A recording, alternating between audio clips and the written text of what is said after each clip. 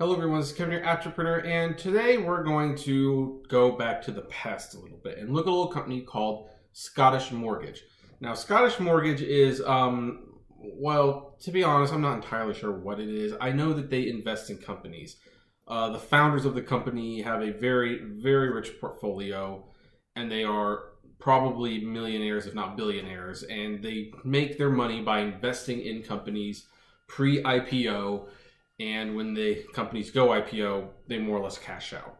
Or they cash out half the stock and then they keep a little bit left if it looks like the investment is actually going to gain even more money. Well, the founders several years ago, went to New York to meet with Travis Kalanick and discuss joining a 6th round of fundraising, as they called it, for Uber. Now, these guys had just come off a very successful investment in Alibaba, which went public, and they made a lot of money. And I mean, many of you know what Alibaba is. It's like the Amazon of China, and they even entered the US market. And they've actually been pretty good here. So they, like the idea of investing in risky endeavors that can potentially pay off. But Uber was a different story. Uber was an investment that they felt would pay off, but they were weary because they had heard about the culture. They'd heard about this bro culture that did not respect women, that partied all the time, that did drugs. And this was several years ago. This was like before the Susan Fowler article ever hit the internet. And they talked to Travis Kalanick, of course. And Kalanick assured them there was a culture problem, but they were fixing it. They were fixing it. Then, on the way home, the news story broke that Uber had actually been hiring private investigators to dig up dirt on Sarah Lacy, who was a journalist who was critical of Uber and their workplace culture. And she now, by the way, runs the website Pando, which is essential reading if you're going to be doing this business. Now, granted, you have to pay for it. You have to pay like $20 a year or something like that to read the articles. But they are well-written articles, and it's worth the investment. Trust me on this. But they read this report that Michael Emil, I believe that's his name, that's how you pronounce it, I think, had hired investigators to dig up dirt on this journalist and bury her. And they kind of decided, no, we're not going to do this. This does not suggest the culture is changing. This actually suggests that it's going to get a lot worse very, very soon. Now, the thing that they were wrong about was the very soon part. What they were right about was it did get way worse. Because this was back in 2006 or 2008, something like that. It was not, or I mean, I've got a link to the article below. You can read and find the exact dates. But bottom line, this was a while ago. And it turns out Uber never did fix that culture. They never steered the ship.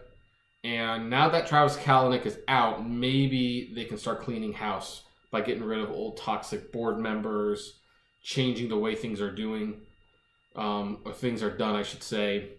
The fact that some old Uber employees have signed a petition to bring Kalanick back suggests that some new policies have been implemented to ensure that the old culture does not run amok again. And the reason I wanted to comment on this story is because a lot of you are probably saying, well, this isn't news. And you're right, it's not. It's not news. Scottish Mortgage, their story, it isn't news. Except in one way.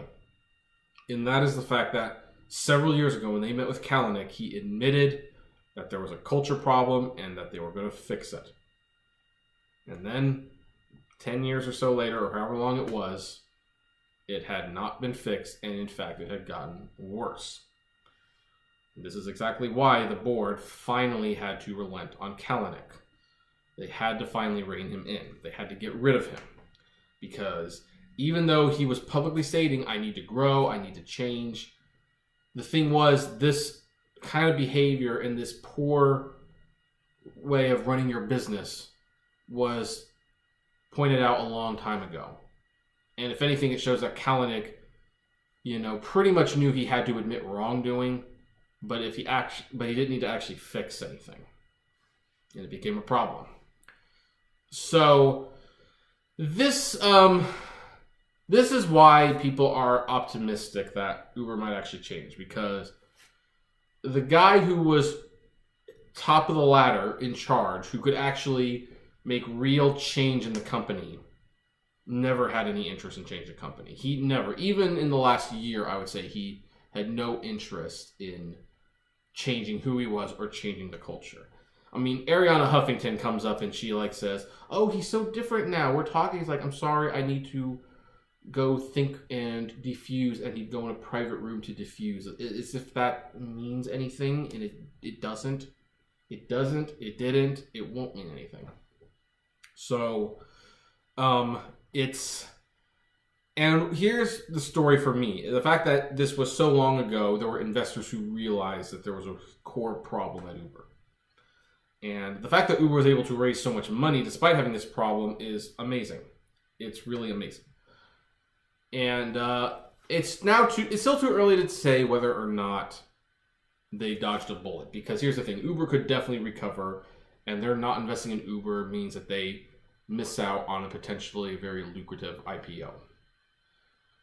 But the thing is, the culture was toxic back then, and the person running the ship, despite every assurances that he was going to fix it, never bothered to try.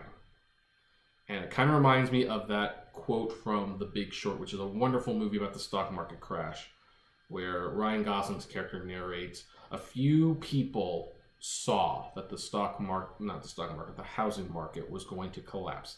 And they did one thing that none of the investors, none of the brokers, the public, the lawmakers, they did one thing that no one else did. They looked.